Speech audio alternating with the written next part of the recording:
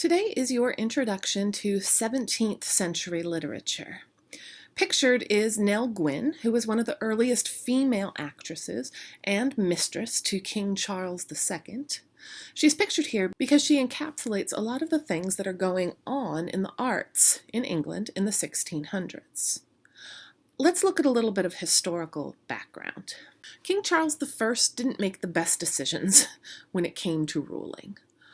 His first mistake was that he married a Catholic princess, and for a country that had been going through a lot of religious tug-of-wars in the 1500s, this was an ominous sign.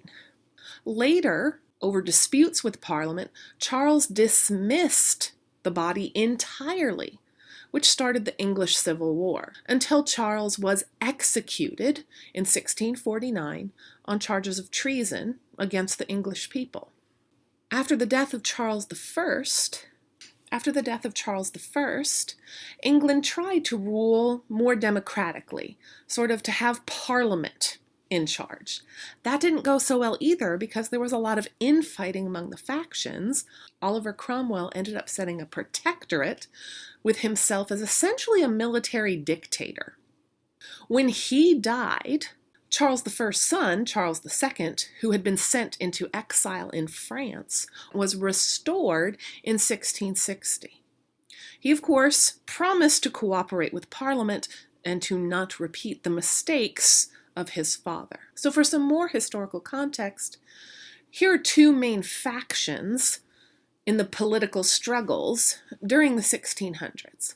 On the one hand, you have the Cavaliers, also known as the Royalists, because they supported the king.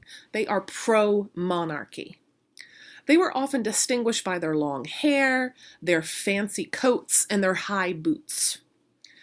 Because of this, they were often criticized as being unchristian, vain, superficial, and so on.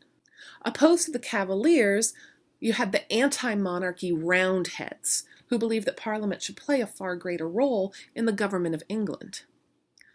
Roundheads were known for their close cropped hair, in contrast to the long, luxurious locks of the Cavaliers. Roundheads became America's Puritans.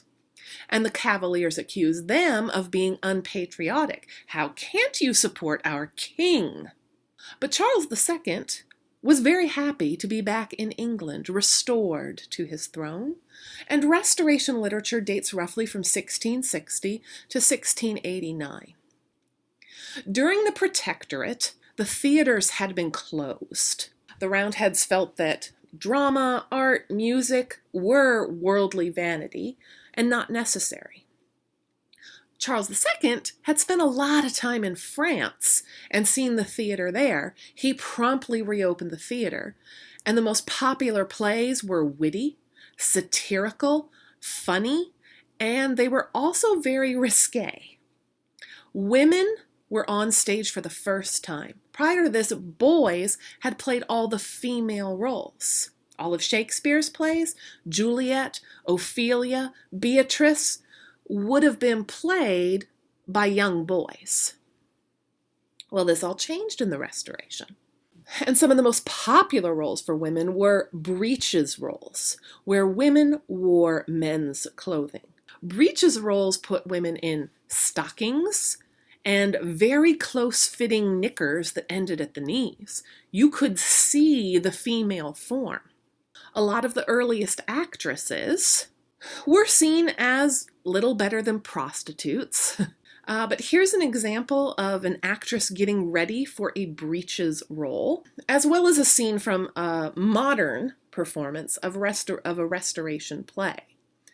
So you have women in men's clothing. You have lots of sex. Yes, there are 3 people in this bed.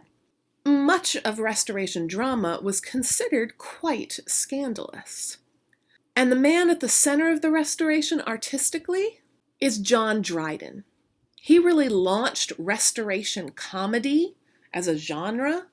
We're going to be reading some excerpts of All for Love, where he retold the story of Mark Antony and Cleopatra.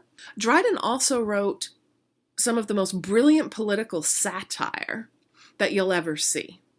He was something of a cavalier. He defended the king.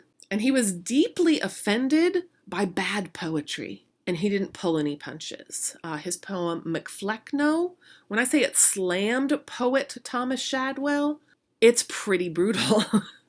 Some of the other names associated with Restoration literature: Aphra Behn, who wrote a popular play called The Rover, whose hero, Will Moore, is a rake, or a ladies' man, who's trying to figure out how to handle both a prostitute and a girl who's determined to be a nun.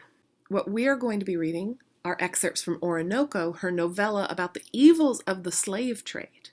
William Wycherley wrote another very popular Restoration comedy, The Country Wife, where the protagonist, Horner, intentionally named, pretends that while he was in France he became impotent, and that way everybody lets him around their wives, and so he sleeps with every woman in town. Sex, sexual comedy, romantic comedy are big parts of racy Restoration literature. The best metaphor I can think of at the moment is that racy Restoration literature is a lot like American Pie. It's all about sex, sexual escapades, how the pursuit of women, the pursuit of men, makes you do really stupid things. Toward the end of the 1600s, you get the second wave of Restoration comedy, which relied more on wit. Witty lovers engaging in verbal duels before they marry. Does this sound a little familiar? It's a lot like what we saw in Much Ado About Nothing. We're going to be reading some excerpts from The Way of the World, which was first performed in 1700.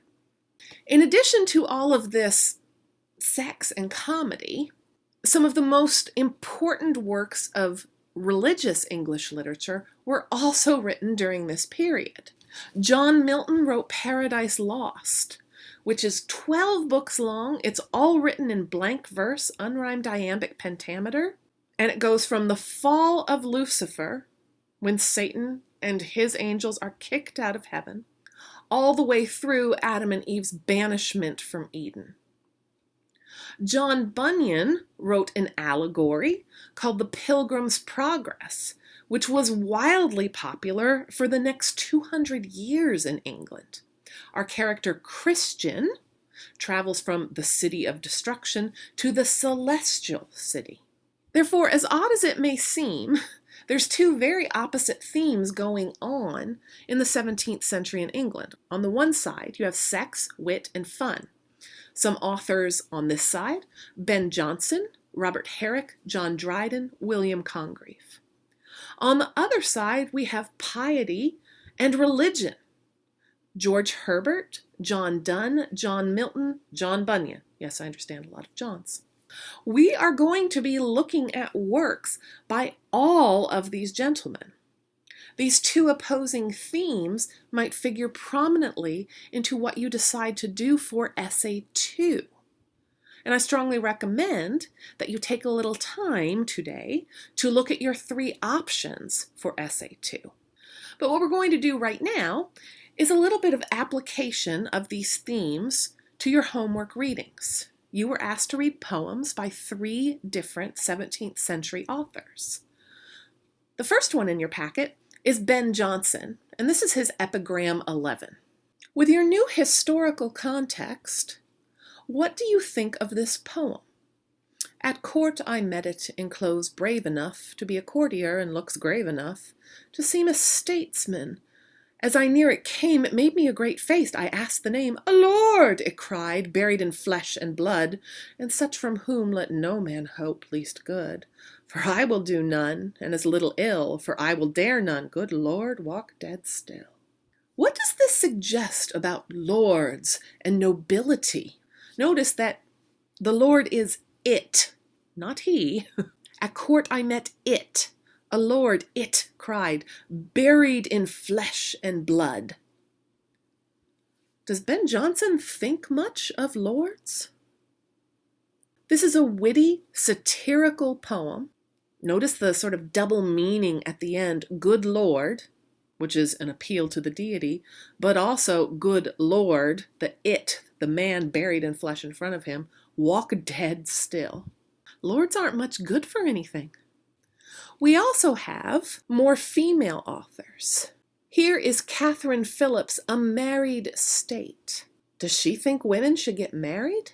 A married state affords but little ease. The best of husbands are so hard to please. This in wives' careful faces you may spell, though they dissemble their misfortunes well. Being married kinda sucks. Wives dissemble their misfortunes. They hide all of their sorrows. A virgin state is crowned with much content. It's always happy as it's innocent. No blustering husbands to create your fears, no pangs of childbirth to extort your tears. Is it better to be a virgin or a wife? Catherine Phillips is saying, stay innocent, avoid a husband. If you stay in the virgin state, thus are you freed from all the cares that do attend on matrimony and a husband too. Therefore, madam, be advised by me, turn apostate to love's levity. Suppress wild nature if she dare rebel. There's no such things as leading apes in hell. She's advising her female reader to not fall victim to love, to not get married. And the final line, there's no such things as leading apes in hell, this was from the late 16th century. No one's quite sure how it came about. The fate of a spinster, a woman who never got married. What was she doomed to? She'd be leading apes in hell, which doesn't sound very appealing. What does Catherine Phillips' speaker say? There's no such thing as that. Stay a virgin, be a spinster, avoid marriage. Husbands are impossible to please. Childbirth is going to cause you tears. So there's one picture of love and marriage from a woman in the 17th century. Your quiz for today's online session asks you to look at a poem by Lady Mary Roth. What does she have to say about love? These are your quiz points for this week, so please do take the time to go and complete that quiz. Finish your reading for Wednesday's class, and we will talk more about the Restoration when we meet again.